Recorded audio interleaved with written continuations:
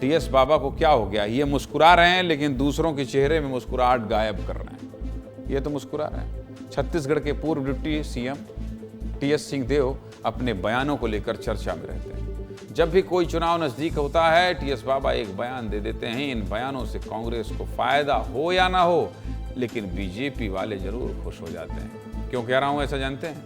नहीं जानते हैं तो जान लीजिए। 2023 के छत्तीसगढ़ विधानसभा चुनाव से पहले टीएस सिंहदेव ने प्रधानमंत्री मोदी की तारीफ की थी। रायपुर दक्षिण उपचुनाव के पहले उन्होंने सीएम विष्णुदेव साय की तारीफ की थी और अभी निकाय चुनाव से पहले अमित शाह की तारीफ कर दी। लेकिन बीजेपी नेताओं की तारीफ के साथ टीएस बाबा अपनी कांग्रेस सरकार पर आरोप भी लगाते रहे। टीएस बाबा के बयानों से कांग्रेस की पिछली सरकार पर सवाल खड़ा होने लगता है और कांग्रेस की मुश्किल बढ़ जाती है। ऐसे में एक बार फिर पूर्व डिप्टी सीएम टीएस सिंहदेव ने बयान दिया है, जिससे कांग्रेस पार्टी को आने वाले नगरीय निकाय चुनाव में बड़ा नुकसान हो सकता है। क्या है पूरा मामला? चलिए विस्तार से आपको बता देता हूँ। अंबिकापुर नगर निगम का कामकाज अब सरगुजा कलेक्टर संभालेंगे, क्योंकि महापौर का कार्यकाल खत्म हो गया है। इस बीच टीएस सिंहदेव ने बहुत बड़ा बयान दिया है। टीएस बाबा ने कहा है कि अंबिकापुर नगर निगम में पिछले 5 सालों के भीतर ठीक तरीके से काम नहीं हुआ। बताइए भला, सरकार उनकी थी, खुद वो उप मुख्यमंत्री थे, स्वास्थ्य मंत्री थे, इसके अलावा पंचायत मंत्री थे, जीएसटी मंत्री थे, और कह रहे हैं काम ही नहीं हुआ। जिसका खामियाजा उन्हें भुगतना पड़ा। नगर निगम के कामकाज का हिसाब किताब जनता ने टीएस बाबा को हरा कर दिया। क्या कह रहे हैं पूर्व डिप्टी सीएम टीएस सिंहदेव? सुनिए जरा। लोगों की कमी ज्यादा है, जिसका भुगतान मुझे नगर निगम में पीछे रह के विधानसभा चुनाव में हार का सामना करना पड़ा। वो हिसाब किताब हो चुका है। सब जानते हैं कि किन कारणों से थोड़ा सा गड़बड़ हुआ, लेकिन इस निगम के पिछले 1 साल के कार्यकाल में भी जो वर्तमान सरकार आई, उन्होंने भी वो तत्परता या ऊर्जा नहीं दिखाई जो नगरीय क्षेत्रों में एक राशि उपलब्ध करा के दिखानी चाहिए।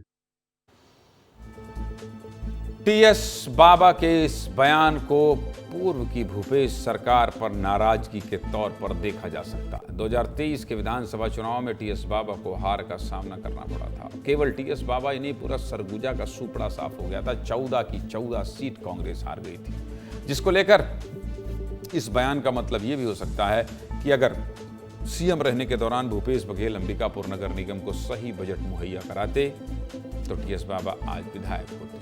निगम में ठीक काम नहीं होने के जिस वजह का जिक्र हुआ है, उसके बारे में भी आपको विस्तार से बता देता हूं। चलिए, दरअसल अंबिकापुर नगर निगम में जब कांग्रेस की सत्ता थी, तब छत्तीसगढ़ में कांग्रेस की सरकार थी, लेकिन फिर भी नगर निगम और राज्य सरकार के बीच आपसी तालमेल सही नहीं रहा, जिसको लेकर कई बार आरोप लगे कि नगर निगम क्षेत्र के विकास के लिए पर्याप्त बजट नहीं दिया जा रहा है। और इसके पीछे की वजह क्या है? यह माना जाता है कि अंबिकापुर महापौर डॉक्टर अजय तिर्की टीएस बाबा गुट के हैं और उस समय टीएस बाबा और मुख्यमंत्री भूपेश बघेल के बीच आपसी मतभेद की खबरें लगातार सामने आ रही थी।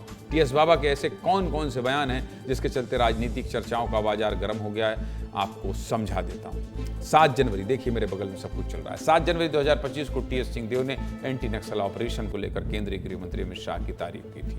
वहीं 9 दिसंबर 2024 को टीएस सिंहदेव ने सोशल मीडिया प्लेटफॉर्म एक्स पर पोस्ट किया था, जिसमें मेकाहारा अस्पताल के नए भवन के टेंडर को लेकर उन्होंने सीएम विष्णुदेव साय की तारीफ की थी।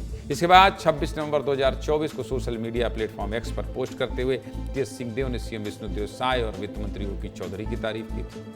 अंबिकापुर मेडिकल कॉलेज अस्पताल के लिए 109 करोड़ मिलने पर टीएस सिंहदेव ने ये तारीफ की थी, जबकि 14 सितंबर 2023 को रायगढ़ में एक कार्यक्रम के दौरान टीएस सिंहदेव ने प्रधानमंत्री मोदी की तारीफ करते हुए कहा था कि केंद्र सरकार ने कभी भेदभाव नहीं किया, जितना मांगा उससे ज्यादा दिया गया। टीएस बाबा जब इस तरह का बयान देते हैं, राजनीतिक सरगर्मी बढ़ जाती है। ऐसे में क्या कह रहे हैं बीजेपी और कांग्रेस के नेता, सुनिए।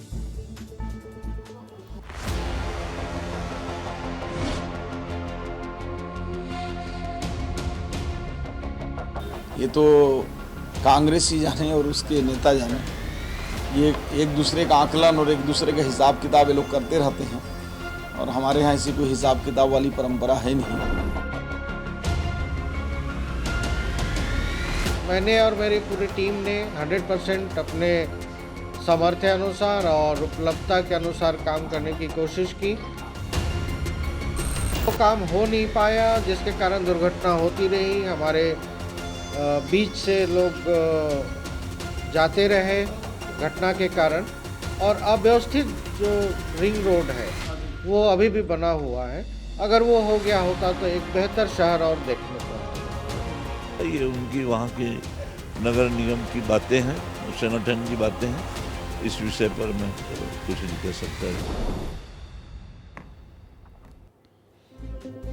पूर्व डिप्टी सीएम टीएस सिंहदेव का बयान बहुत बड़ा है। छत्तीसगढ़ में जल्दी नगरीय निकाय चुनाव होने वाले हैं। ऐसे में इस बयान से कहीं कांग्रेस को आने वाले निकाय चुनाव में नुकसान न उठाना पड़े। पूर्व deputy CM TS Singhdeo Chhattisgarh की राजनीति के बड़े चेहरे हैं। ऐसे में उनके बयानों से जुड़ी यह खबर आपको दिखा दी।